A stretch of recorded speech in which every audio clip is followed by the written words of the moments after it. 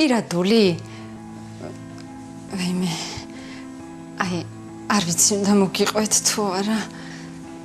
მაგრამ რადგან ამდენი იცით, გეტყვით. აი, შეიძლება ვიღაცამ გამამტყუნოს რა. მეც ხო ქალი ვარ არა.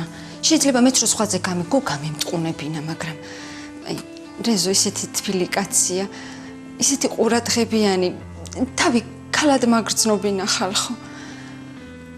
აი, ერთხელ ცოტა ღვინო დავლიეთ რა და აი, რა ვიცი.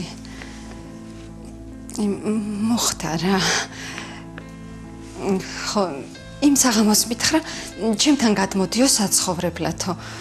დავთანხმდი.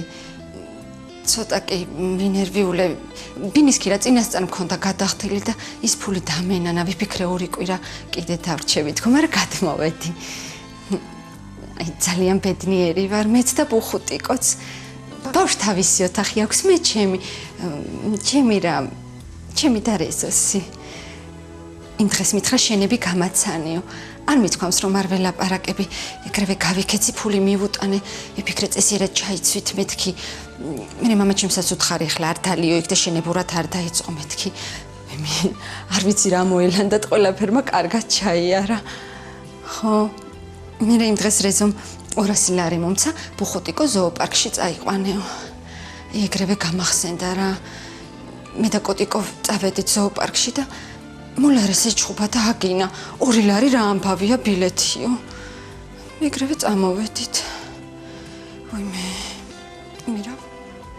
ისე კოტიკოს გაუგია ჩემი ამბავი. აი არ ვიცი საიდან გაიგო და ვისგან. დამირეკა და დამიწყო იქ ტელეფონში რაღაცეები, ეგრევე გავუთიშე. რა ვქნა ხალხო? მე ბუხუტიკო მყავს გასაზრდელი.